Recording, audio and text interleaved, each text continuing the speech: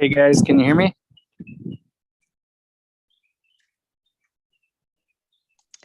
I can hear you. How you doing? It's okay.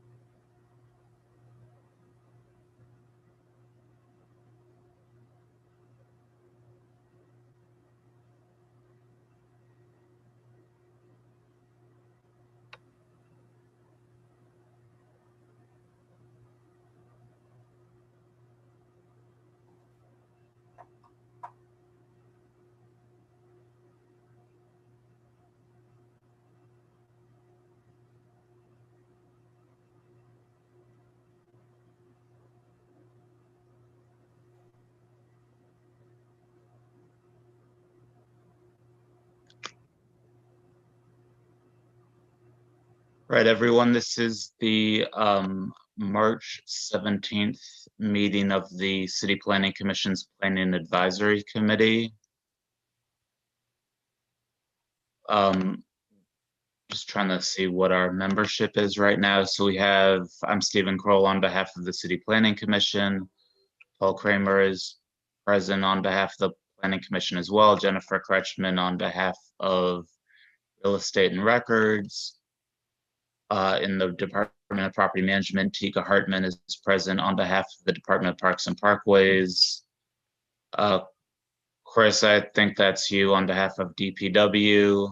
Victoria Yes. Lewandowski is here on behalf of Councilmember Nguyen's office as a guest. And we have Ashley Gibbons here on behalf of Real Estate and Records as well.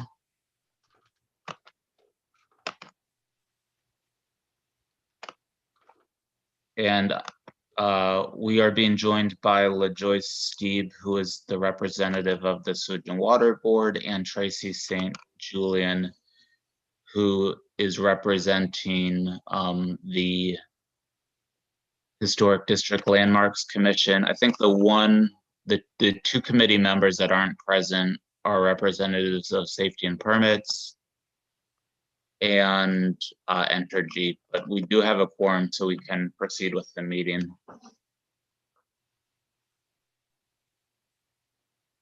Can everyone hear me okay?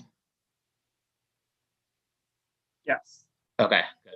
All right, Paul's there. So basically the way we're gonna run the meeting is first an introductory note. The Planning Advisory Committee, or PAC, is a committee of the City Planning Commission that is intended to provide technical advice primarily to the City Planning Commission, but also to other departments as well. The advice is from city agencies and departments that have jurisdiction over the public right-of-way, and it is regarding applications, proposals, building permits that would affect the public right-of-way. And so this is really to provide a forum for conversation, comments about how any proposal may affect the public right-of-way. The order of business is that there is going to be, we're going to go through the agenda. There's going to be a brief presentation of the matter.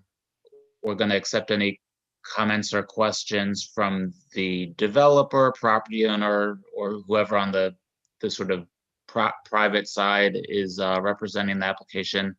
We'll also hear comments and questions from the committee members. We will take a 2-minute break for public comment to be read into the record, and after that, we'll take action on the matter. So with that, we'll go ahead and get started. The first item on today's agenda is consideration of CPC matter, which is street name change 121, which is consideration of the renaming of the entirety of Caffin Avenue from Florida Avenue to Douglas Street as Fats Domino Avenue.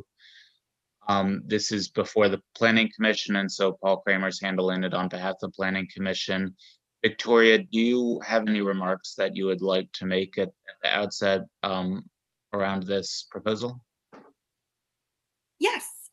Give me, sorry, 1 second. I was refilling my water. So, yes. Council, so a little bit of backstory. Council member James Gray, former District E council member, at the last regular council meeting of his tenure, he did an honorary renaming of a portion of Caffin Avenue to Fats Domino Avenue. However, as that would kind of happen during transition, the honorary renaming never really took place. Fats Domino's family was, very supportive of that. They were very excited. It was done on, I believe, his birthday or an anniversary of his. And so the family came back to us since Councilmember Nguyen took the seat. They've been really interested in getting something named after him. And with our kind of larger push to remove the names and legacies of white supremacists, we are, pushing for that to be Caffin Avenue. Caffin Avenue is named after Charles Caffin, who was a plantation and slave owner. His plantation was most of the size of the lower Ninth Ward, and he had, a very large number of slaves there. His home is still in the lower Ninth Ward. It is historic and preserved in the Holy Cross area. However, we think it is kind of beyond time to remove the name and legacy of a white supremacist and replace it with someone who had this incredible career and, contributed positively to the history of the lower Ninth Ward, not someone who stands in open contradiction to the, the freedom and equality that we strive for today. So, I do have some more technical details if you're curious about lot numbers affected or zoning districts, things like that. I know that was included in our submittal or transmission to CPC to start this process. Just let me know if you need kind of anything else. Since this is sort of a technical advice group, Victoria, why don't you go ahead and give that summary? Sounds good. So this proposal is to rename the entire length of Caffin Avenue. It's approximately 1.6 miles. It stretches all the way from Florida Avenue at the top of the lower Ninth Ward, all the way down to, the Intercoastal Waterway, and Florida to Douglas Street is the termination of it. So it's approximately 260 lots of record that abut Caffin Avenue. There are kind of multiple zoning districts: OSN, HURD2, SB2, SB1, HUMU, and Maritime Industrial as well. We're looking to rename it from Caffin Avenue to Fats Domino Avenue. So trying to stay within kind of the boundaries that we've been told are good for street name changes. It's less than the number of letters needed, or the maximum number of letters required. We're keeping the avenue, and really just think that it would be beneficial to the community. Fats Domino's house is on Caffin Avenue as well, so it's really fitting. It's a fitting location for this. And what I'll add to that is that the process for street renaming it originates with a request from the city council. So this isn't part of the street renaming commission's recommendations, but all of those will also have to come through council at some point. So this is going to be probably the first of many that you will be seeing. Also, before consideration really starts, the city planning commission staff and the GIS staff meet with the council office and discuss the potential versions of names. And so Chris Ard is the electronic steward of GIS street names for the city, and he has confirmed that there's no similar name in the city that this could be confused with, and just generally it looks like it meets city planning commission criteria, but we'll be doing a more full analysis with a staff report and that will be presented on April 27th.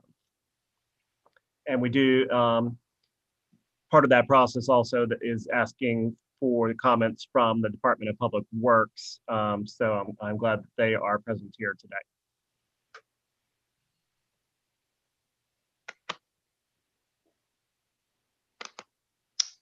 All right, so On we'll the go ahead and spot. open. You're on the spot, Chris. Is he here? I'm I here. thought he Sorry, was. I didn't catch that last part.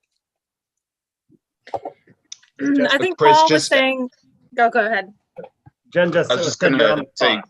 Chris, if you have any comments on behalf of DPW, they would be well received. Yeah, we've reviewed it. We don't have any objection to the name change.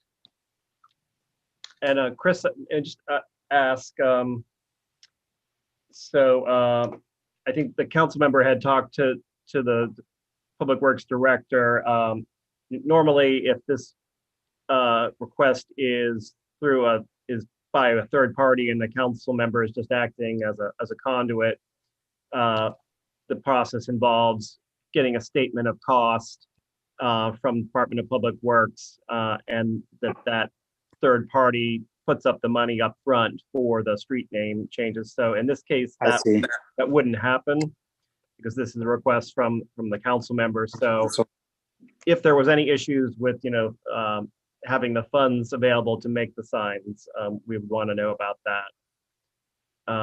And then also just mention that the process also involves City Planning Commission requesting that Department of Public Works post signs in the area at the intersections.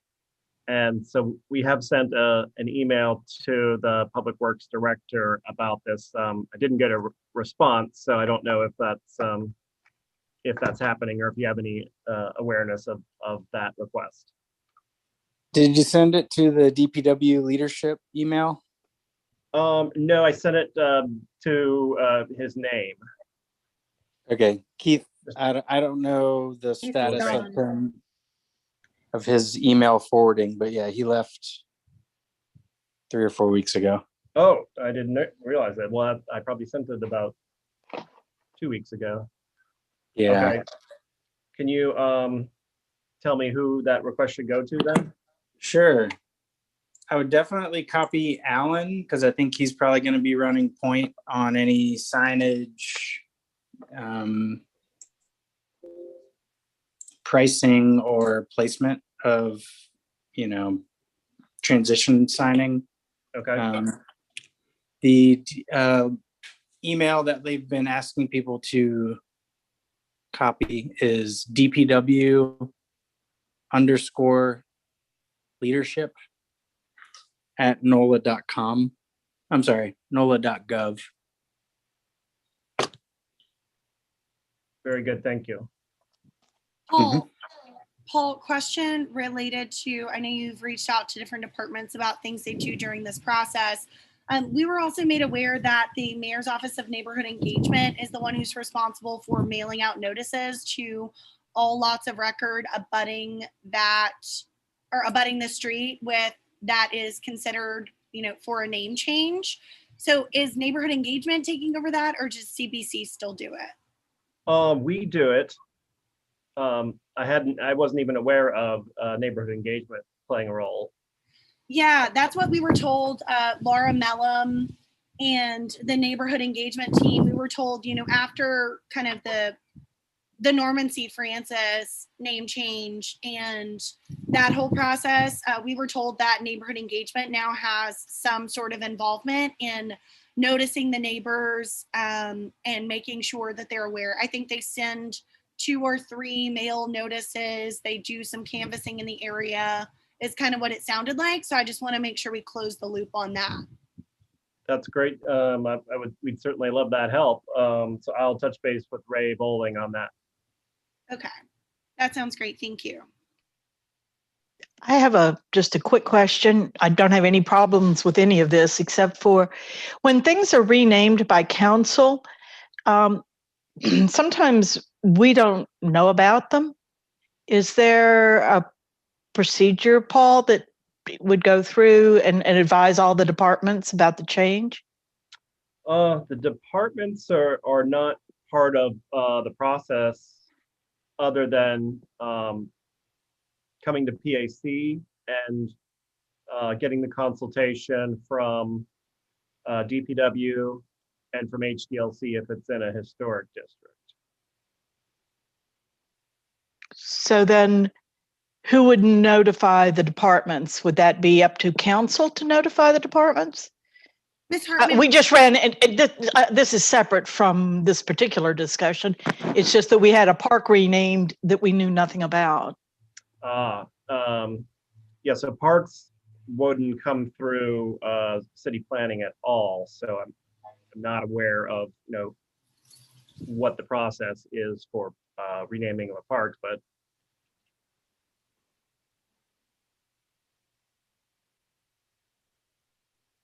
Just out of curiosity, why wouldn't park come through PAC? I think PAC is set up to advise the City Planning Commission. And so we maintain the official street map according to the city charter. And so a process was established for street name changes that involves us, but a process wasn't created that gave us any role in parks renaming. would that be Nord that would be in charge of park renaming? Or It's not their park.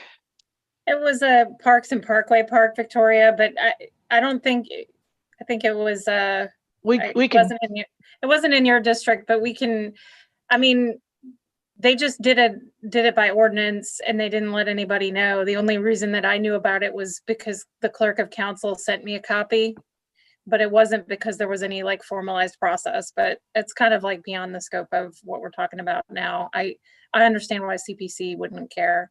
So Tika, maybe, I heard clerk of council there. So I think if you request or your department requested notice from clerk of council, they could send you a notice.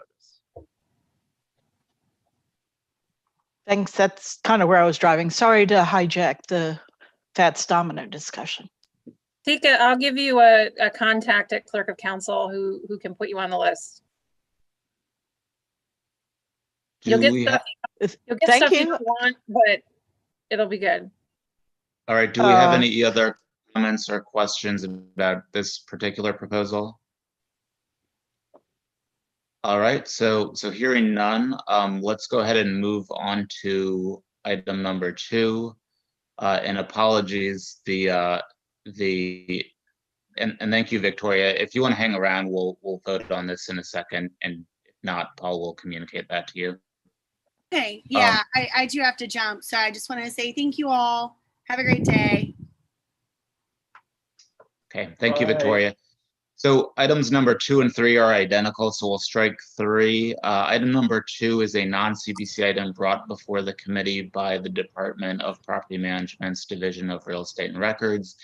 It is a request for servitude of ground rights for steps, landings, railings, and ADA ramp over the Chapatoulas and Austerlitz Street rights of way adjacent to 3969 Chapatoulas Street.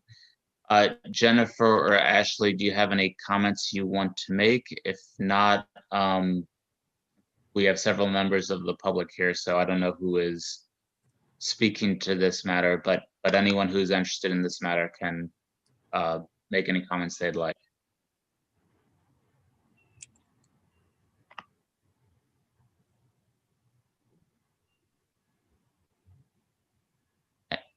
Anyone?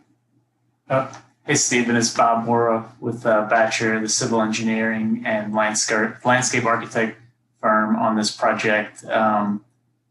We've been working with Jennifer and DPW on this, and really what you're seeing essentially is there's some requirements for this building to be on the property lines on the corner. There's also some requirements, as we're all aware, to be 3 feet above the back of curb. And so then that's sort of pushing some access into the right of way is essentially the crux of the issue. You know what I mean? It's one of the ones where 3 different requirements. And so we have to sort of work around one of those 3 requirements.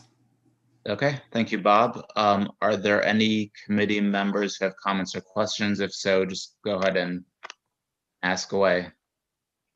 Hi, this is Tika with Parks and Parkways.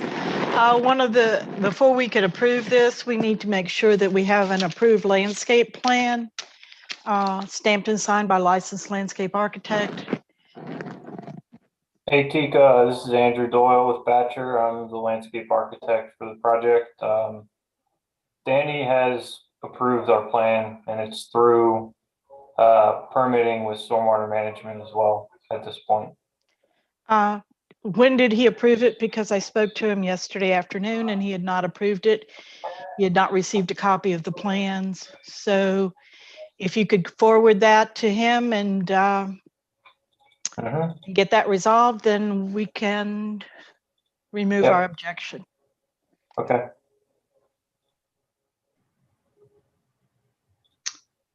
This is Chris with DPW. If you could also call out the sidewalk width on Chapatula Street, the ADA path of travel is not very clear what the width is, at least on the cut sheet I have. And I'm also wondering, so you guys are planning new sidewalks on Austerlitz and Chapatulas kind of meeting in the corner there?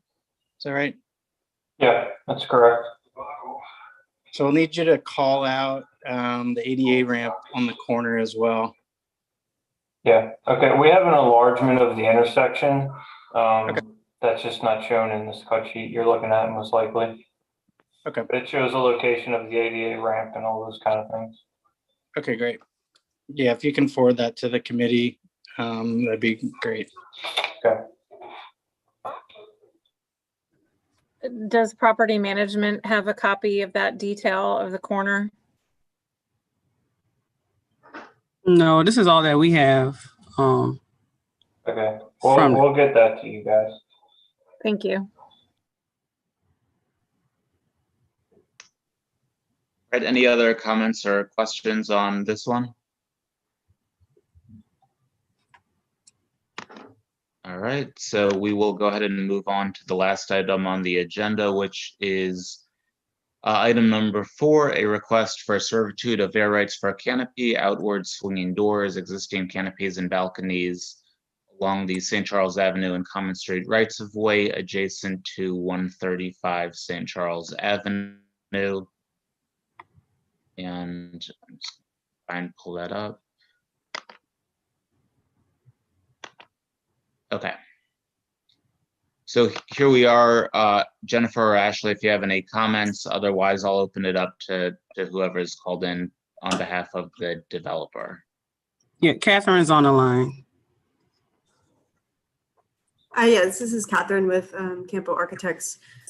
So there is an existing canopy and entrance doors on that Common Street elevation.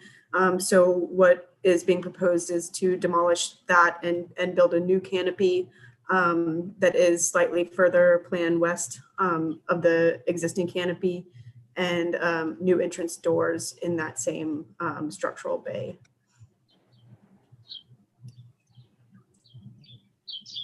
There is an existing I'm going to call it a balcony protrusion on that directly above where we're proposing the canopy. That'll be demolished and the new canopy will be placed in that location.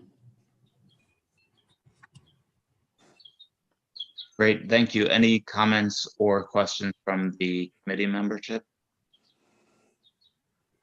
Hi, this is Chris with DPW. If you can mark the ADA path of travel clearly on the plans, especially when the doors are open, that would be great. And I would also like to see a profile view of the proposed new canopy showing, I know you have underside of entry canopy 9 foot 6 inches above grade, but if you can do a profile view, we would like to see that as well.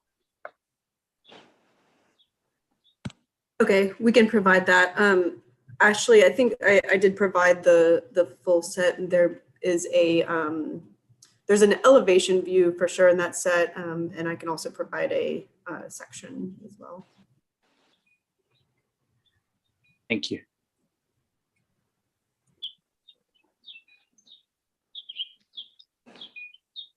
Any other comments or questions?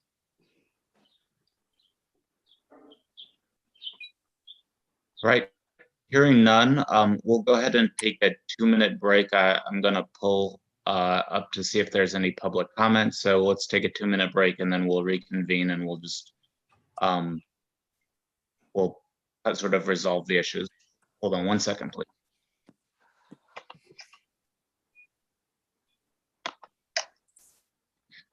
An idea when that'll be, right? Yeah, that's today as well. I have preliminary responses and you review that and hopefully responded to you. Okay. And then I didn't write down, did we say a date for the lift station? The lift station, I talked to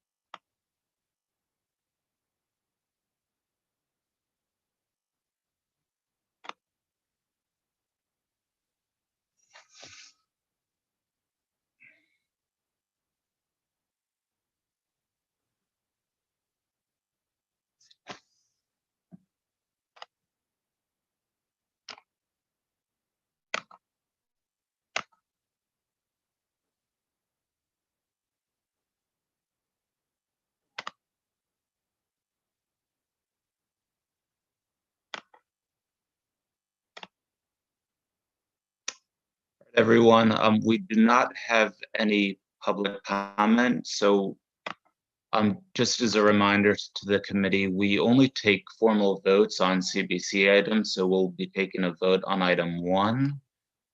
We will not take votes on items 2 and 3, which are non-CBC items because really the formal purpose of the committee is to advise CBC, so there's no need for action there. So having said that, does anyone want to make any comments regarding the consideration of item number 1 about Fats Domino Avenue, or would anyone like to make a motion? This is Chris with DPW. I guess I had a quick question. Do we still need to, I guess, get confirmation from Alan, right, for the background items that need to be performed before we can vote yes. Is that true?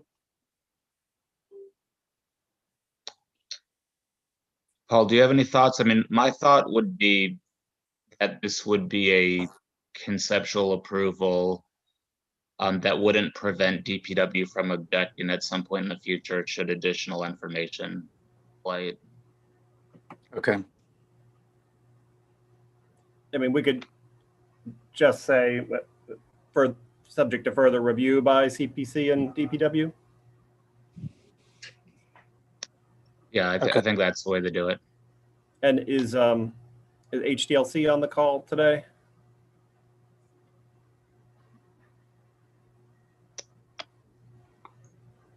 I believe, yeah, Tracy is on the call.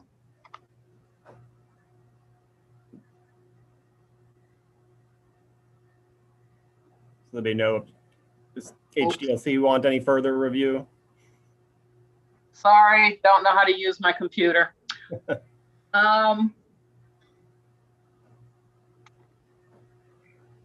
So I guess my question is this going to be presented to the commission? Do they have to comment? Yes, it'll be presented to the City Planning Commission on April 27th. No, to my commission. Oh, no. Okay. Well, what I can do then is just talk to my director. And if he has any comments, I can certainly let you know. Very good. So maybe the motion should include further review by HDLC.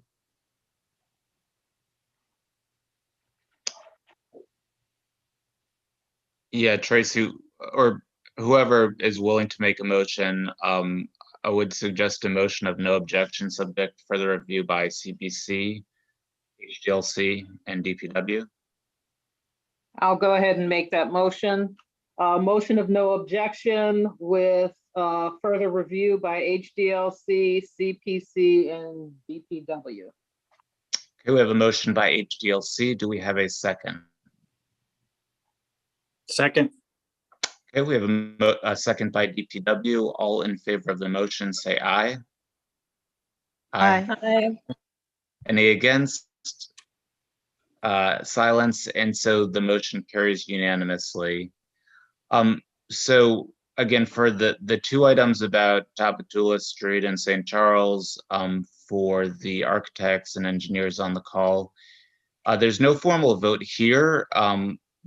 The comments of the committee have been heard by real estate, and real estate will coordinate with you, DPW, Parks and Parkways, and anyone else who needs to be included about steps forward. But that really does it for the PAC's formal consideration of this matter. So again, if you have any questions, feel free to reach out to Ashley in real estate about the process moving forward. Does anyone have any thoughts, comments, or questions before we adjourn the meeting? Okay, so we'll go ahead and call the meeting. Thank you, everyone, and have a wonderful afternoon. Bye-bye. Happy Thanks, you St. too. Patty's Day. Yeah, happy St. Patty's Day.